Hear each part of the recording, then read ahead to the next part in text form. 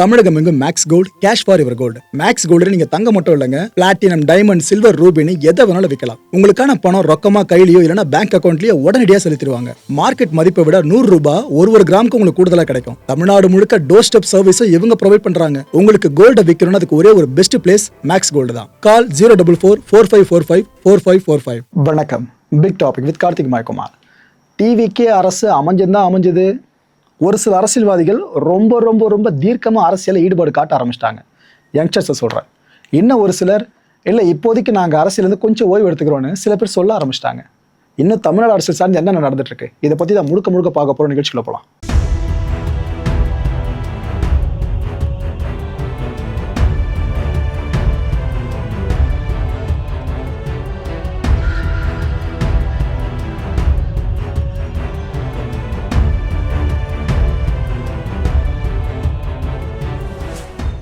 இந்த கான்டென்ட்டோட அப்டேட்டு செம பாசிட்டிவான ஒரு அப்டேட்டு தான். என்னென்னா, பெரம்பூரில் கிட்டத்தட்ட 30 வருஷமாக ஒரு கோரிக்கை இருந்துச்சுங்க. அது என்ன கோரிக்கைனா, கணபதி தெரு அண்ட் ராமகிருஷ்ணா தெரு எங்கள் பெரம்பூரில் இதுக்கிடையில் பயணப்படுறது ரொம்ப கஷ்டமாக இருந்திருக்கு. சாலை வசதி பெருசாக இல்லாததுனால மாணவர்கள் சுற்றிக்கிட்டு தான் ஸ்கூலுக்கு போக வேண்டிய நிலைமை இருந்திருக்கு. இது சரி பண்ணி கொடுங்கன்ட்டு 30 வருஷங்களாக பெரம்பூர் மக்கள் கேட்டுக்கிட்டு இருந்ததா தகவல். இப்போ முதலமைச்சர் உத்தரவின் பேரில் இந்த பகுதியில் சாலை வசதி போட்டு தரப்பட்டிருக்கு. ஸோ இதுக்கப்புறம் 1 கிலோமீட்டர் வரைக்கும் மாணவர்கள் சுற்றிட்டு ஸ்கூலுக்கு போவாங்கள்ல, அந்த தலைவலி இனிமேல் கிடையாது. ஏன்னா இங்கே 30 அடியில் ஒரு பாதை ஒன்று ஏற்படுத்தப்பட்டிருக்குங்க அரசு சார்பில் இருந்து. நல்ல விஷயம். இது ஆரம்பம். ஏன்னா இது பெரிய சாதனைலாம் கிடையாது. ஏன் இவ்வளோ பெருசாக பேசுகிறேன்னு சில பேர் கேட்கலாம். ஆரம்ப சாதனைகளை நீங்கள் பெருசாக பேசிதான் ஆகணும். ஏன்னா இதை சார்ந்து நம்ம மோட்டிவேட் பண்ணாமல் விட்டோன்னு வைங்க, அப்போ பண்ணோம் எதுவும் ரெக்கக்னிஷன் கிடைக்கல, இதுக்கப்புறம் பண்ணால் மட்டும் கிடைக்க போகுது அப்படின்ற எண்ணமும் அரசியல்வாதிக்கு வந்துருச்சுனாக்கா அது நமக்கு தான் தலைவலி மக்களே. ஸோ விமர்சனம் பண்ண நேரத்தில் விமர்சனம் பண்ணுறோம், நல்லது பண்ணால் தட்டி கொடுக்குற நேரத்தில் தட்டியும் கொடுத்துக்கிட்டு இருக்கோம். ஏன்னா end of the day students benefit ஆகிறான்னு அதோட பெரிய விஷயம் வேறு என்ன இருக்க போகுது.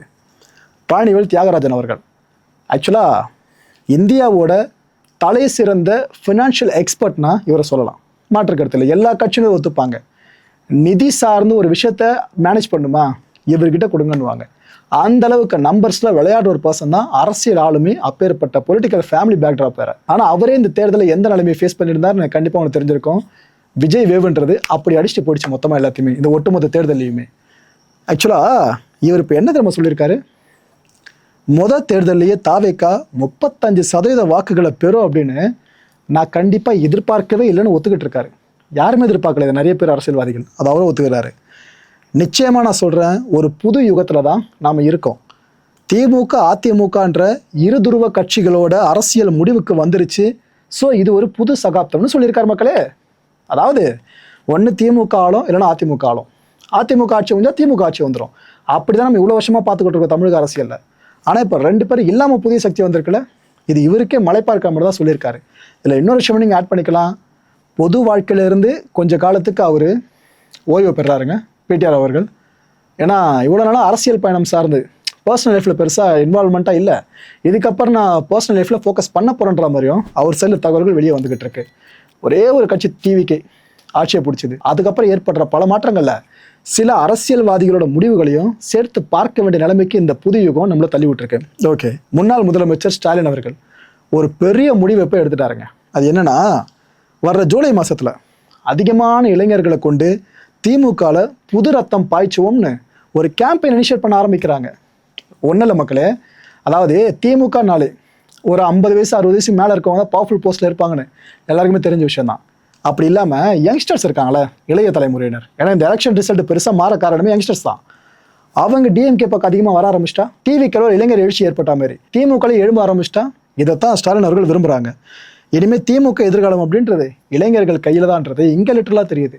ஆனால் இதை சில வருஷங்களுக்கு முன்னாடியே பண்ணியிருக்கணுமோ, டிவிக்கேக்கு அப்புறம் கொஞ்சம் லேட் ஆகிடுச்சோ, இதை நம்மளுக்கு ஓப்பனாக நினைக்க தோணுது. ஓகே ரைட்டு, 60 வயதுக்கு மேற்பட்ட அரசியல்வாதிகள் இருக்காங்களே, அவங்களை இதுக்கப்புறம் நம்ம பெருசாக பார்க்க போகிறதில்லன்னு நினைக்கிறேன் பவரில்.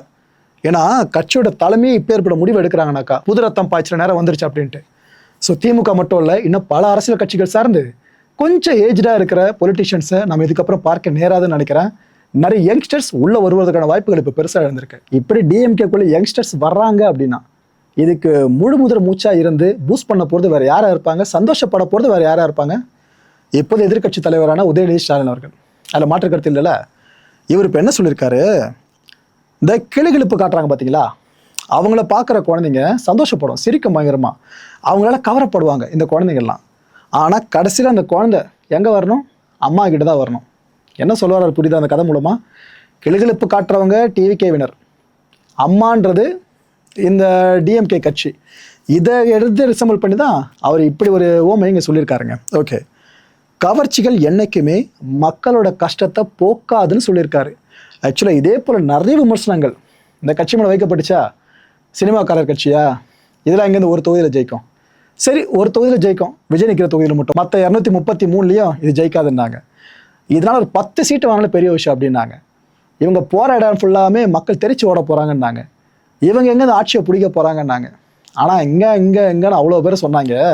கடைசியில் நடந்தது எல்லாத்துக்கும் தலைகீழாக நடந்து முடிஞ்சுதா? இப்போ இந்த விஷயத்த சொல்கிறாரு, இந்த கவர்ச்சிகள் எப்போதும் மக்களோட கஷ்டத்தை போக்காதுன்னு. மக்களே, இந்த டிவிக்கு ஆட்சி மூலமாக உங்கள் கஷ்டம் போச்சு அப்படின்ட்டு நீங்கள் எவ்வளோ வருஷம் கழித்து உணர்வீங்கன்னு நினைக்கிறீங்க? இல்லைனா தம்பி அவர் கரெக்டாக தான்ப்பா சொல்கிறாரு, கஷ்டம்லாம் போகாதுப்பா. இவ்வளோ வருஷம் அந்த அவங்களாலே பெருசாக மக்களோட எல்லா துயரையும் போக்க முடியல. இப்போ வந்து என்ன பண்ண முடியும் நீங்கள் கேட்குறீங்களா? இட்ஸ் அப் டு யூ மக்களே. சூரியன் ஒருபோதும் மறையாது, மறுபடியும் திரும்ப உதிக்கும்னு சொல்லியிருக்காரு உதயநிதி ஸ்டாலின் அவர்கள். சீக்கிரமே ஆளுங்கட்சியினர் எக்ஸ்போஸ் ஆவாங்கன்னு சொல்லியிருக்காரு. இதுதான் இங்கே ஹைலைட்டு. ஏன்னா ஒரு கட்சிக்கு கெட்ட பேர் வரணும், ஒரு ஆட்சிக்கே கெட்ட பேர் வரணும் அப்படின்னா அதை சேர்ந்தவங்க ஒவ்வொருத்தரை பற்றியும் நெகட்டிவான விஷயங்கள் வெளியே வந்தாலே போதும். கிட்டத்தட்ட அதை தான் மென்ஷன் பண்ணுற மாதிரி தெரியுதுங்க சிவகார்த்திகேயன் அவர்கள். பொதுவாக இவரோட படம் ரிலீஸ் ஆகிறப்போ அவரை பற்றி நம்ம அதிகமாக பேசுவோம். ஆனால் இப்போ சமீப காலமாக அதிகமாக பேச காரணம், கருப்பு படத்தில் சீக்வன்ஸ் ஒன்று வரும் பாருங்க, கையில் துப்பாக்கி கிடச்சி யாரை பார்த்தா நீட்டுறியோ அப்படின்ட்டு. அது ஆர்ஜே பாலாஜி இவரை மனசில் வச்சு எழுதியிருக்காருன்னு லிட்டரலாக தெரியுது. சூர்யா சாருக்கு ஒரு போட்டின்ற மாதிரி ஒரு போட்டியை பண்ணாலும் எனக்கு தெரியல. இவர் இப்போ என்ன சொல்லியிருக்காரு தெரியுமா சிவகார்த்திகேயன்? எங்கள் துறையில் இருந்து ஒருத்தர் முதல்வராக இருக்கார்ல, எங்களுக்கு அது ரொம்ப ரொம்ப சந்தோஷமாக இருக்குங்க. அவர் ஜெயித்த உடனே நான் உடனே ஃபோன் பண்ணிட்டேன் அவருக்கு விஷ் பண்ணுறதுக்கு. நான் விஷ் பண்ணேன். இந்த பணியையும் அவர் சிறப்பாக செய்வார்னு நம்புகிறோன்னு சொல்லியிருக்காரு. அதாவது அரசியல் பணின்றது ரொம்ப ரொம்ப அறம் வாய்ந்த பணி. சினிமா பணியில் ஒரு பெரிய விஷயங்களை பண்ணார் பார்த்தீங்களா, ஒரு ட்ரெண்டை செட் பண்ணார்ல, அதே மாதிரி நல்ல ஒர்க்கை ஒரு சேவை மனப்பான்மையில் அரசியல் சார்ந்த பெருசாக பண்ணுவாருன்னு தான் அவர் இங்கே மென்ஷன் பண்ணியிருக்காரு. இதைத்தான் எல்லோரும் எதிர்பார்க்குறாங்க. பார்ப்போம் என்ன நடக்குதுன்னு சொல்லிட்டு. வானதி சீனிவாசன் அவர்கள் இவங்க ஒரு விஷயத்தை இப்போ முதல்வர் காதுகளை எட்டபடி கொண்டு போகிறாங்க. ஆனால் அது எதுக்காகன்ற ரியல் ரீசனை மக்கள் நீங்களே டிகோட் பண்ணிக்கலாம். என்ன சொல்கிறாங்கன்னா, நம்ம திருச்செந்தூர் முருகர் கோயில் இருக்குல்ல, இங்கே சீக்கிரமாக சாமி தரிசனம் உங்களுக்கு பார்க்கணுமா வாங்க அப்படின்ட்டு சில பேர் வசூல் வேட்டை நடத்துகிறாங்க. அங்கே வர அப்பாவி பக்தர்கள்கிட்ட 500 ரூபா கொடு, 1000 ரூபா கொடு அப்படின்ட்டு இவ்வளோ பணத்தை ஏமாத்துறாங்க. முதல்வர் இந்து சமய அறநிலையத்துறை அமைச்சரை நியமித்து, என்ன வரைக்கும் நியமிக்கப்படலை அதான் சொல்கிறாங்க, நியமித்து இதை உடனடியாக தடுக்கணும்னு சொல்கிறாங்க. ஆக்சுவலாக இது போல் விஷயம் நடக்குது, இதை முதலமைச்சர் தடுக்க நடவடிக்கை எடுக்கணுன்றது தான் டெம்ப்ளேட்டான ஸ்டேட்மெண்ட்டு. ஆனால் என்ன ஒரு டிபார்ட்மெண்ட்டுள்ள கொண்டு வராங்க தெரியுதா? அறநிலையத்துறை அமைச்சு அதன் மூலமாக இதை பண்ணுங்க அப்படின்றாங்க. புரியுதா மக்களே? ஸோ அவங்களோட பிரச்சனை அங்கே அதிகமாக காசு எல்லாம் பார்த்துட்டு இருக்கிறதா, பக்தர்களை ஏமாற்றி, இல்லை அறநிலையத்துறை சார்ந்த அமைச்சரை அமைக்காமல் இருக்கிறதா? Okay right. டிடிவி தினகரன் அவர்கள் அவர் இப்போ சில விஷயங்களை சொல்லியிருக்காரு. ஆளும் அரசு சார்ந்து திமுக எந்த அளவுக்கு விமர்சனம் பண்ணுதோ அதை விட ஒரு படி மேலே விமர்சனம் பண்ணிட்டு இருக்காரு. டெய்லி தமிழ்நாட்டில் கொலைகள் அரங்கேறிட்டே இருக்கு, இதனால் சட்டம் ஒழுங்குன்றது தமிழ்நாட்டில் கேள்விக்குறியாயிடுச்சுன்னு சொல்லியிருக்காரு. மக்களை டிவிக்கே ஆட்சி அமைஞ்சு எவ்வளோ வருஷங்களாவது, ஆனால் இதுக்குள்ளே எப்பேற்பட்ட குற்றச்சாட்டு. திமுக போல தாவேக அரசும் இந்த சட்டம் ஒழுங்கை பாதுகாக்க கோட்டை விட்டுறக்கூடாது, நான் அந்த நல்ல இடத்துல சொல்கிறேன்னு சொல்லியிருக்காரு. அரசு பொறுப்பேற்ற நாட்கள் இருக்குல்ல, இதோட எண்ணிக்கையும் தமிழ்நாட்டில் நடந்துட்டு இருக்க கொலைகள் இருக்கு பாருங்க, இதோட எண்ணிக்கையும் போட்டி ஈக்குவலாக போயிட்டு இருக்கிறதா சொல்லியிருக்காரு. ஆக்சுவலாக இதை நீங்கள் எக்ஸாஜரேஷன் நினச்சிக்காதீங்க, நடந்துக்கிட்டு இருக்கு. கொலை சம்பவங்கள் இன்னும் தமிழ்நாட்டில் நடந்துக்கிட்டு தான் இருக்குது. ஏன்னா பல பேருக்கு ஒரு ஆட்சி பிடிக்குதுன்ற ஒரே காரணத்துக்காக இந்த ஆட்சியில் இந்த மாநிலம் முழுக்க கொலையே நடக்காதுன்னு நினைக்காதீங்க மக்களே, இல்லை ஓவர் கற்பனை. தினமும் நடக்கிற கிரைமில் நடந்துக்கிட்டு தான் இருக்குது. பட் அதை கண்ட்ரோல் பண்ண அரசு என்ன பண்ண போகுது? இதுதான் ஒவ்வொரு கவர்மெண்ட்டோட அந்த திறமைன்றது பிரிஞ்சு நிற்கும். இல்லை டிவிக்கு என்ன பண்ண போகிறான்னு வெயிட் பண்ணிட்டு இருக்கோம். அவர் சொல்கிற இந்த விஷயம் கிட்டத்தட்ட உண்மைதான். சட்டம் ஒழுங்கை காக்கிறது அரசோட முதல் கடமைன்னு சொல்லியிருக்காரு. ஆப்வியஸாக அதுதான் முதல் கடமை, இதில் மாற்று கருத்தே இல்லை. ஆனால் இந்த முறை நடக்கிற கிரைம்ஸ்லாம் பார்த்தீங்களா, வித்தியாசமாக வினோதமாக இப்படி தான் நடக்குமா அப்படின்னு நம்ம நினைக்கிற மாதிரி தான் கிரைம்ஸ் நடந்துக்கிட்டு இருக்கு. நான் எக்ஸாஜரேட் பண்ணல மக்களே.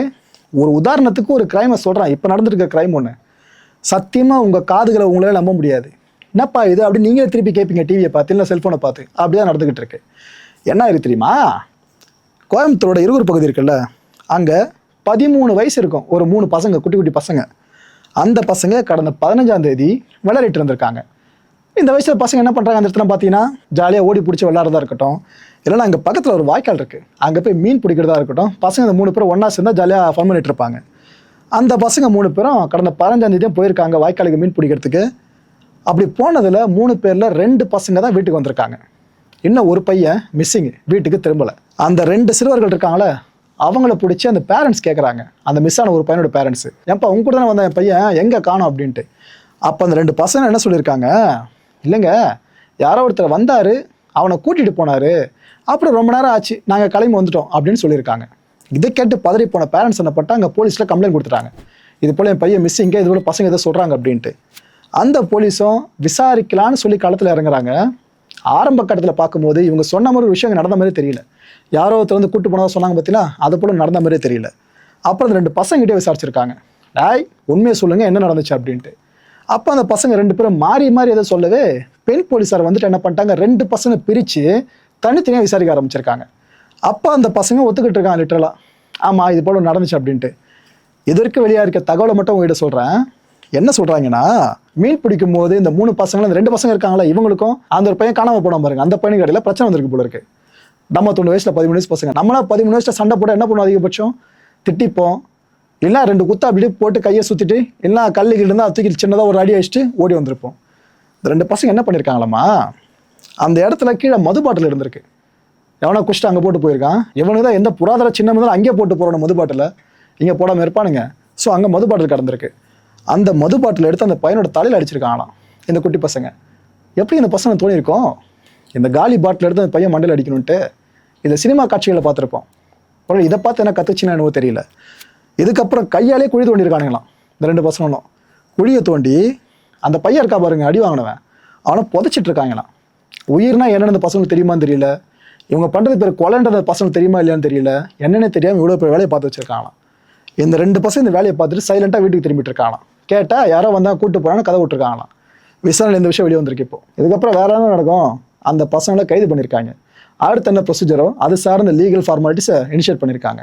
இதெல்லாம் முதற்கட்ட தகவல் மட்டும்தான். இதுக்கப்புறம் டிபார்ட்மெண்ட் விளக்கத்தை தெளிவாக கொடுத்ததுக்கப்புறம் தான் ஆக்சுவல் ஃபேக்ட் என்னன்றது நாம் ஒரு முடிவுக்கு வர முடியும் மக்களே. இது போல் வித்தியாசமாக கிரைம்ஸ் இங்கே தமிழ்நாட்டில் நடந்துக்கிட்டு தான் இருக்குது. இந்த கவர்மெண்ட்டுக்கு இருக்க பெரிய டாஸ்க் என்ன தெரியுமா, காலகட்டத்துக்கு ஏற்ற மாதிரி கிரைம்ஸும் என்ஹான்ஸ் ஆகிட்டு இருக்கு. ஒன்றுமே நம்ம நினச்சி பார்க்காத ட்விஸ்ட் அண்ட் டர்ன்ஸ் ஒரு கிரைம்லையும் நடந்துகிட்டு இருக்கு. இதை தாண்டி சட்டம் ஒழுங்கு பாதுகாக்கணும், ரொம்ப பெரிய டாஸ்கில்.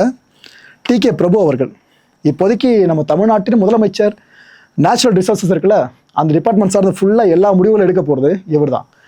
இவர் இந்த காரைக்குடி பேருந்து நிலையம் இருக்குல்ல, அதை நேரில் ஆய்வு பண்ணியிருக்காருங்க. அங்கே மூச்சு முட்டம் பாருங்க கழிவறை, இதுமாரி பஸ் ஸ்டாண்ட் கிட்ட இருக்க கழிவறைகள்லாம் போயிருப்பீங்க, எப்படி இருக்குன்னு சொல்லிட்டு கை கீழே தொங்க விட முடியாது, மூக்கில் தான் வச்சுட்டு போனோம் ஃபுல்லாக. அதுக்குள்ளே போயிட்டு என்ன நிலைமையில் எல்லாமே இருக்குன்றதை ஆய்வு பண்ணியிருக்காப்புல. இந்த தீர்வை நோக்கி அவரோட பயணம் இருக்குல்ல, தன்னை நம்பி இருக்க தொகுதி மக்கள் சார்ந்த தீர்வை நோக்கி அவரோட பயணம் இருக்குல்ல, அதுக்கான முதல் படியை கழிவறை படியில் வச்சிருக்காரு அவர்.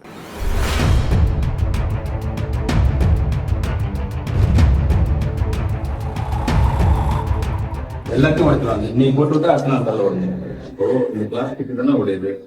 இதுல மெட்டல் பைக் இருக்கு, ஹீல் பைக் போடலாம். இதெல்லாம் கிடைக்குதா? இல்ல எல்லாமே கொடுத்துறாங்க. என்ன தேவை? ஏதாச்சும் ரெஸ்டா பேர் போட்டா அந்த சுமல் வராது, வெளியே போயிடும். எக்ஸாஸ்ட் ஃபேன் ஆஸ்பத்திரிக்கு வந்து அதான் நான் இங்க எதிர்பார்க்கிறேன். ஆர்வ வாட்டர்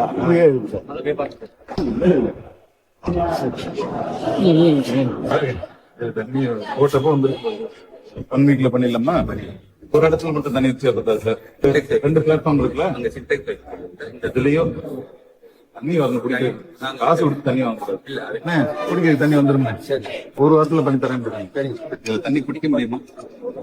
குடிச்சாலே பிரச்சனை. இப்ப இது போல ஒரு மினிஸ்டரே இறங்கி போயிருக்காரு அப்படின்னா, அது அறிவிக்கப்பட்டதுக்கு அப்புறம் போனாரா, முன்னாடி போனா அது பிரச்சனை நல்லா போயிருக்காருல்ல. இதை பார்க்குறப்ப என்ன தோணுது, பரவாயில்லையே, டிவிக்கில் இருக்க எம்எல்ஏஸ் மினிஸ்டர்ஸ்லாம் இந்த அளவுக்கு இறங்கி வேலை பார்க்குறாங்களே, சூப்பராக இருக்குது அப்படின்னு தானே தோணுன்னு நினைக்கிறீங்க. நிறைய பேருக்கு இப்படி தோணுது. பட் சில பேர் என்ன நம்ம சொல்ல ஆரம்பிச்சிட்டாங்க, இந்த பார்த்தீங்களா வேலையை ஆரம்பிச்சிட்டாரு, அடுத்து சிஎம்மா இவர் தான் வரணும்னு நினைக்கிறார் போல் இருக்கே, அண்ணனை மிஞ்சினும் நினைக்கிறார் போல இருக்கே. ஸோ அதுக்கு தான் இப்படி இறங்கி வேலை பார்த்து இன்ஸ்டாகிராமில் ரீல்ஸாக போட்டுட்டு இருக்காருன்னு அப்படி பேச ஆரம்பிச்சிட்டாங்க சில பேர். ஆனால் பல பேர் என்ன நம்ம சொல்கிறாங்க, ஏண்டா எதை செஞ்சாலும் குத்தம் கண்டுபிடிப்பீங்களா, அவர் போனாலும் பிரச்சனை, போகலனாலும் பிரச்சனைனா உங்களுக்கு என்ன தான் பண்ணணும், ஆஃபீஸில் சும்மா உட்காந்துருக்கணுமா மினிஸ்டர் ஆஃபீஸில், என்ன சொல்ல வரீங்க புரியலன்னு அவங்க பல பேர் ட்ரிகராக கேட்க ஆரம்பிச்சிருக்காங்க. ஆனால் ஒரே ஒரு விஷயங்க, இதுக்கு முன்னாடி சோஷியல் மீடியாவில் எங்கள் தலைவர் தான் பெருசு, இல்லை எங்கள் தலை தான் பெருசு, எங்கள் தளபதி தான் பெருசு அப்படின்ட்டு ஹீரோஸை மையப்படுத்தி சண்டை போட்டுட்டு இருந்தவங்க இப்போ இந்த எம்எல்ஏ பண்ணுறது சரியா, மினிஸ்ட்ரி பண்ணுற இந்த விஷயம் சரியா, வெள்ளை அறிக்கைன்னு வெளியாமல் இருக்குது, கஜானா எவ்வளோ தான் இருக்குது, கடன் எதுக்கு நம்ம வாங்கியிருக்கோம், கொரோனா யாருன்னு இப்படி தேடி படிச்சுக்கிட்டு இருக்காங்க, டிபேட் பண்ணிட்டு இருக்காங்க. இதை பார்க்குறப்ப சந்தோஷமாக இருக்குது, அதில் மாற்றுக்கிறது இல்லை. ஸோ இப்போதே அமைச்சர்கள் கதி என்னன்னு தெரியுதா மக்களே? வேலை பார்த்தாலும் பிரச்சனை, பார்க்கலாலும் பிரச்சனை, பேசுறதுக்கு அவ்வளோ வாய்கள் ரெடியாக இருக்கு. மக்களை இந்த கான்டென்ட்டை பொறுத்து நாமெல்லாம் சிந்திக்க வேண்டியது ஒரே ஒரு விஷயம் தான். இதுக்கு முன்னாடி இருந்த மாதிரி யங்ஸ்டர்ஸ்லாம் அரசியலை பெருசாக கவனிக்காமலாம் இல்லை. இன்ஃபேக்ட் ரொம்ப தீவிரமாக அரசியலை கவனிக்க ஆரம்பிச்சிட்டாங்க. சட்டமன்ற நேரலையை பார்த்து எல்லாம் என்ஜாய் பண்ணி ஃபயர் விட்டுட்டு இருக்காங்க. பார்த்துங்களேன், அந்தளவுக்கு ஃபோக்கஸ் பண்ணி அப்படி இவங்கெல்லாம் அரசியல் மையப்படுறாங்க அப்படின்னா இது அரசியல்வாதிகளுக்கு பெரிய செக்காக மாறும். ஏன்னா நிறைய அரசியல்வாதிகள் ஸ்டேஜில் பேசும்போது சில வார்த்தைகளை விட்டுறது, அநாகரிகமாக பேசுறது, தனிப்பட்ட தாக்குதல் மேற்கொள்றது, இது போல விஷயங்கள் நீங்கள் பண்ணுறீங்க அப்படின்னா நோட் பண்ணப்படுவீங்க. ஏன்னா இப்போ இருக்க யங்ஸ்டர்ஸ்லாம் ஒரு சின்ன வீடியோ பார்த்தே முடிவு பண்ணிடுறாங்க, இல்லை இவர் கரெக்டான ஆள் கிடையாது, நம்ம வேற ஒரு நபருக்கு சப்போர்ட் பண்ணுவோம்னு அந்த பக்கம் திரும்ப ஆரம்பிச்சிடுறாங்க. ஸோ இதுக்கப்புறம் பேசுகிற ஒரு வார்த்தைகளையும் மைண்டில் எடிட் பண்ணி நீங்கள் டெலிவரி பண்ணுறதுக்கு முன்னாடி எடிட் பண்ணி அனுப்பிச்சி விடுங்க. அதான் பெஸ்ட்டாக இருக்கும்னு நினைக்கிறேன்.